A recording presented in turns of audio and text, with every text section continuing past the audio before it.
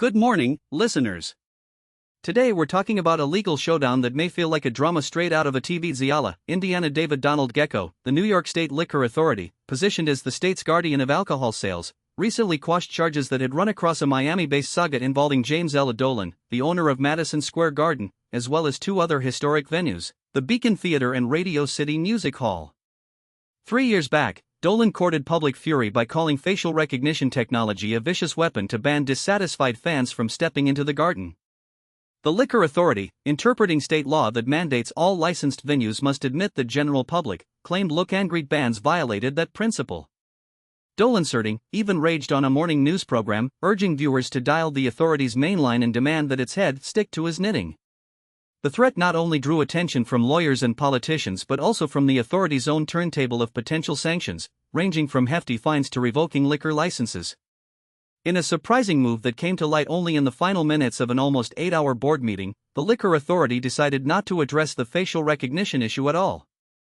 Instead, it imposed a fine of $10,000 each on MSG Entertainment's Garden, the Beacon Theater and Radio City Music Hall for a completely unrelated matter, an unapproved change to MSG Entertainment's corporate structure. Depleted. Crucially, the authority did not drop the facial recognition lawsuit as a dismissal or a vindication. In the resolution, it expressly noted that the withdrawal of those charges should not be read as an endorsement of any exclusion policy, facial recognition practice, or admission practice.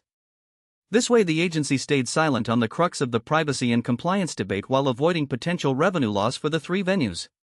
Studies have shown that high-profile violations can bring a 12-month decline in ticket sales. Brady Head, Manhattan Borough President, took a point of view. He said he was disappointed the authority appeared too timid in interpreting its authority to ban facial recognition technology. It seemed unacceptable that fans can be profiled in such a manner that violates their personal privacy. That is a lingering concern for other city arenas that also employ biometric screening, some of which received a bid to raise admission fees for the same technology. The history of the Garden's facial recognition system moors back to 2018. The 500-hour trial run touted the system as a security measure to track bad patrons, but that spin grew into a public relations nightmare in 2022. Lawyers voiced concerns about privacy rights, and a wave of city employees sued against the system. The story made national headlines when the Museum of Modern Art leapt to the defense, citing 2016 Health and Safety Code for all archive rooms. So what's next?